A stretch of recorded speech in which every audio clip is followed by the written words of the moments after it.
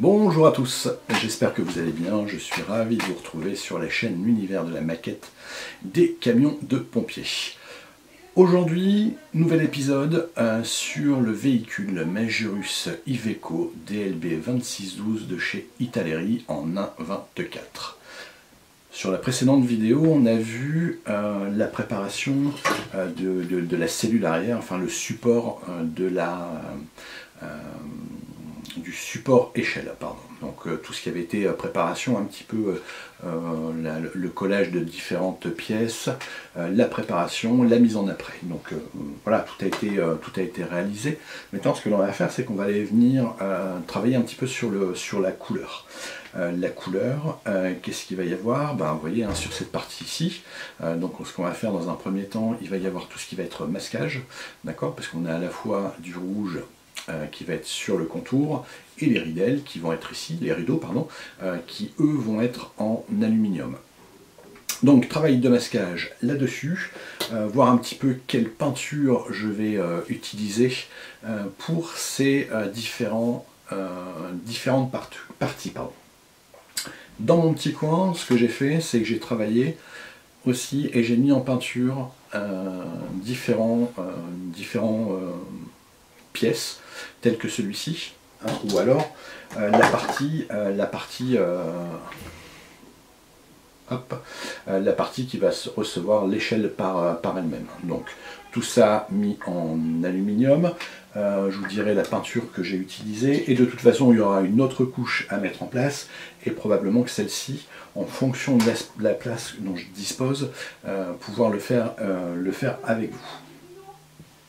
Donc ce qu'on va faire, comme dans son habitude, je vais vous inviter à me rejoindre sur la planche de travail. Donc, comme dit sur la précédente vidéo, tout a été apprêté, c'est bon, ça peut recevoir sa peinture. Comment je vais procéder pour cette peinture? Déjà, quelle peinture je vais utiliser? Pour la carrosserie, j'avais démarré donc couleur peinture de chez Gravity Color, donc c'est de la rouge flamme de chez Gravity. Ils ont une référence et qui est vraiment très très beau. Donc ça, je vais l'utiliser pour toutes les parties qui vont être autour des rideaux, d'accord? Donc autour des rideaux, mais aussi sur les parties intérieures, parce qu'il y a des parties qui vont quand même se voir ici au niveau des passages de roues, on va quand même les voir. Donc ça sera également effectué avec cette peinture.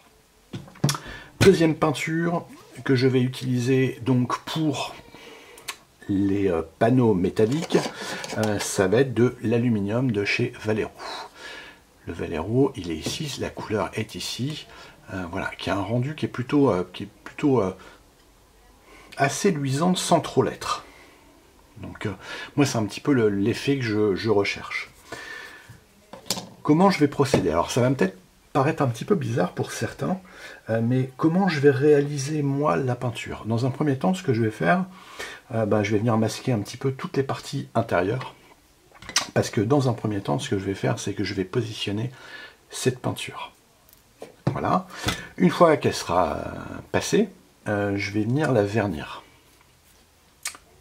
sur toutes ces parties.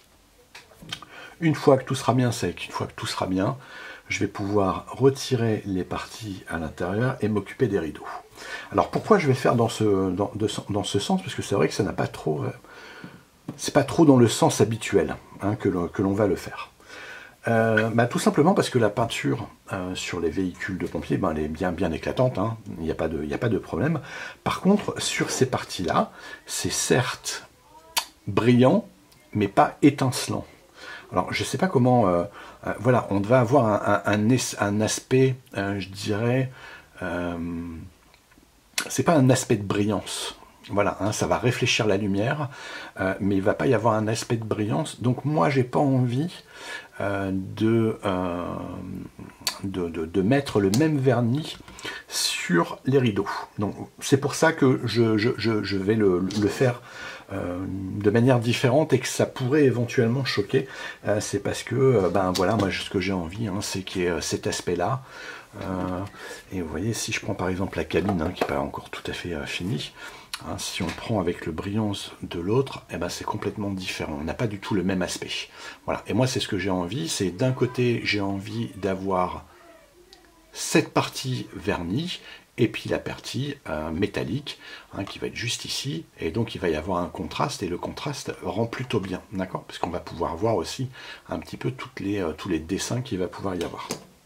Donc, voilà un petit peu comment je vais réaliser toute cette partie-là.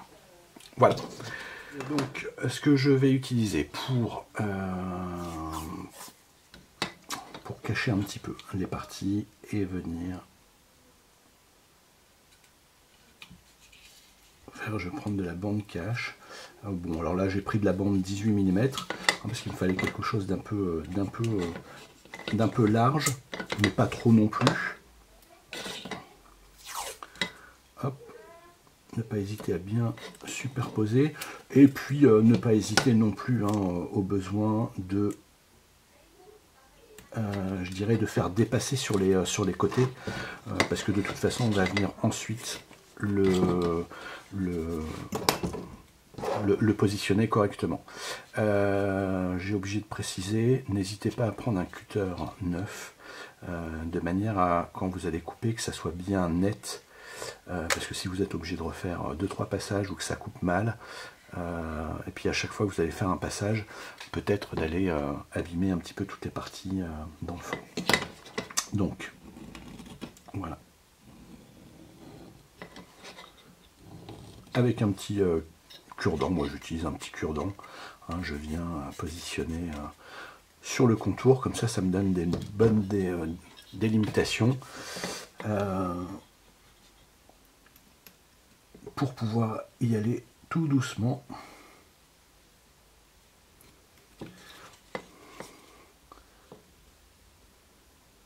On retire tout doucement la bande cache. Je ne sais pas pourquoi. Ben voilà, par exemple ici. Alors j'ai un problème. Je ne sais pas de quoi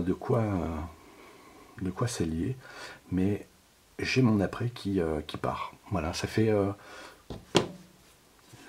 sur cette maquette, ça fait 2 ou 3 fois que ça le fait. L'apprêt n'adhère pas bien. Alors, pourtant, c'est dégraissé, c'est nettoyé, c'est pulvérisé vraiment en très fine couche. La première est passée très fin, c'est très fin, de manière à ce que ça agrippe. J'attends, je passe, mais je ne sais pas si c'est la qualité du plastique ou pas, mais toujours est-il qu'elle a beaucoup de mal à bien rester sur la... Vous voyez, voilà. Donc, je sais pas, il faut que j'essaye de me renseigner, de savoir le pourquoi, parce que ben voilà, là je peux pas me permettre de le laisser comme ça, il va falloir que je redonne un coup d'après. Pour pouvoir le peindre tranquillement. Donc bah écoutez, hein, si je... Allez, petite réalisation d'un petit voile fin.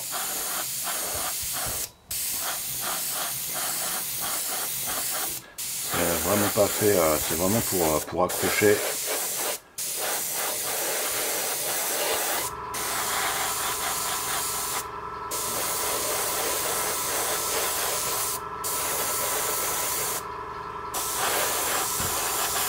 Alors ne pas hésiter à bien insister par contre sur les contours.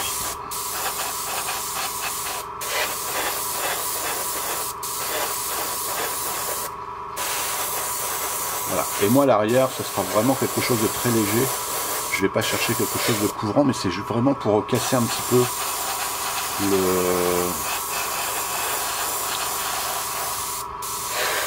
le gris et la transparence. Voilà, ça suffira très bien pour la première couche. Pour celui-là, je continue un petit peu le reste.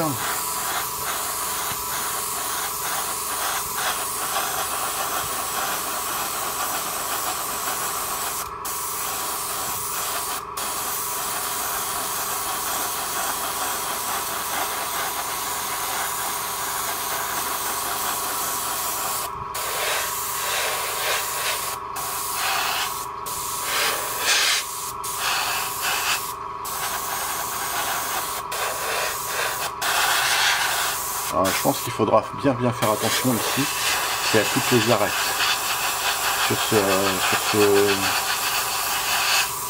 Parce que comme on a eu des petits soucis avec la carrosserie,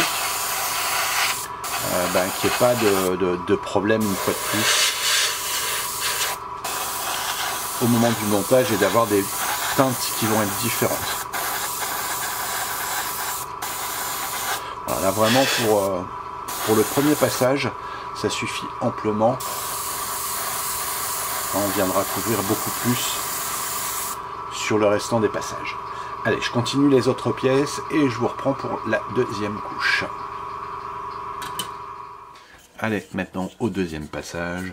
N'hésitez pas à passer un petit peu le doigt, on ne sait jamais des fois qu'il y a des petites impuretés qui se soient positionnées. Allez, hop, désolé pour la caméra.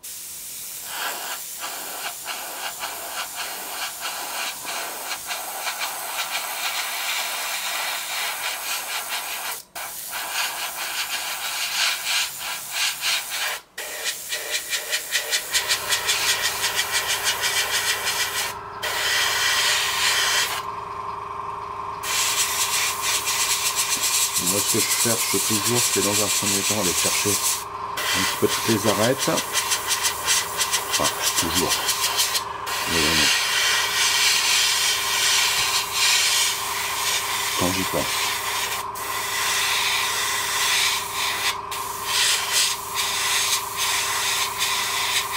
Et ne pas hésiter à croiser au besoin.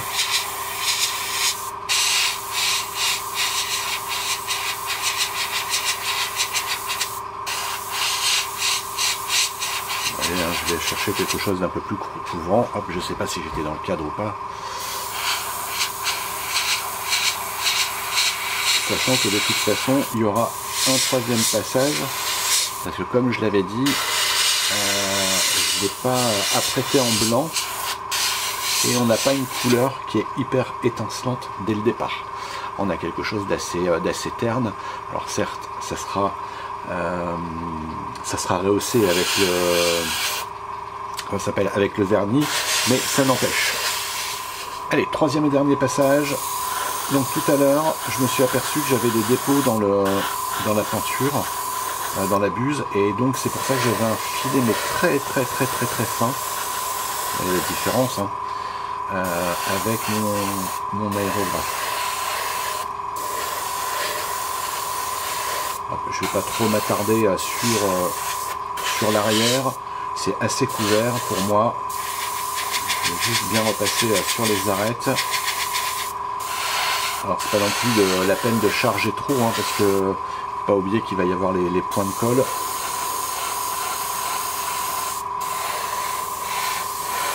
Mais que ça ne manque pas.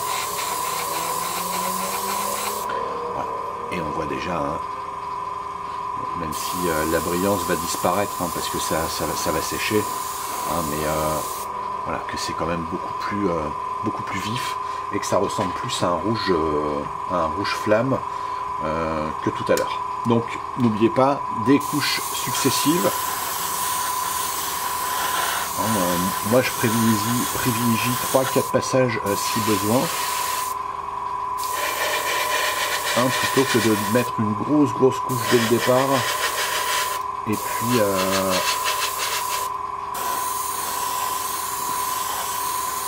et d'être obligé de le reprendre. Ce que j'ai pas fait voir, c'est que je les ai nettoyés aussi au fur et à mesure. Bon, là il est trop tard pour celle-ci, je vais le faire pour l'autre, pour la prochaine, mais ne pas hésiter. Voici, il me semble que je l'avais annoncé tout à l'heure, mais d'aller chercher un petit peu s'il y a des petits grains, de les retirer au fur et à mesure pour pas que ça laisse de traces sur le dernier passage. Au besoin, on prend un petit peu d'éponge abrasive très fine et puis on vient nettoyer la carrosserie.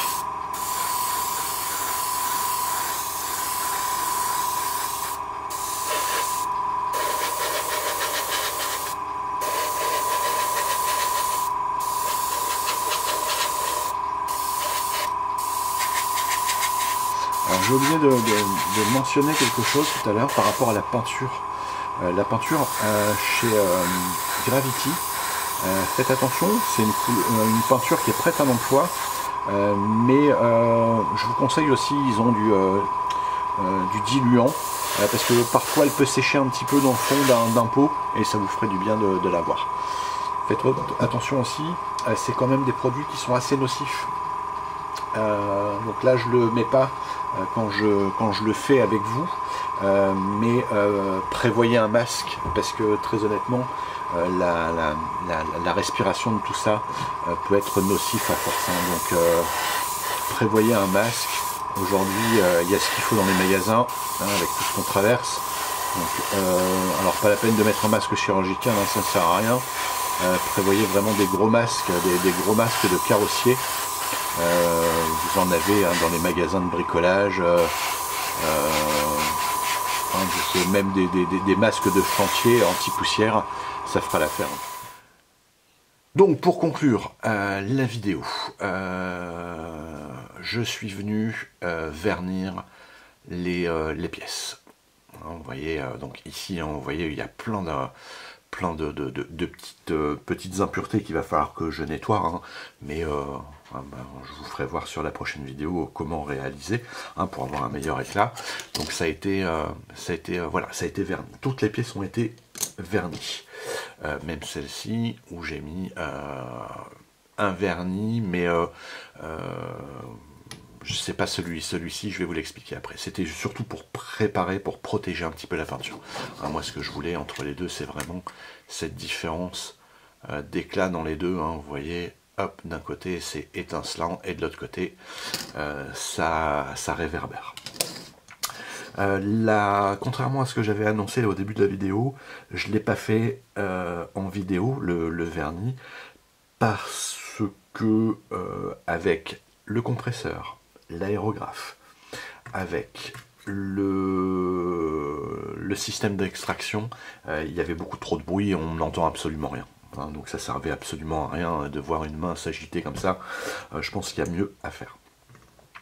Cela étant, moi ce que j'ai utilisé comme vernis de chez Gravity, j'ai utilisé chez Gravity. Faites attention, hein, quand vous passez votre vernis, il y a énormément de solvant, d'où l'intérêt de porter un masque et autres, mais si vous ne faites pas attention à la compatibilité entre la peinture et le vernis, vous allez avoir une réaction qui va se faire, hein, si vous mettez par exemple une peinture acrylique ici, et puis un vernis avec un additif, avec un thinner par exemple, en fonction de l'additif et autres, ça va venir cloquer et il va falloir tout dépolir, pas dépolir, mais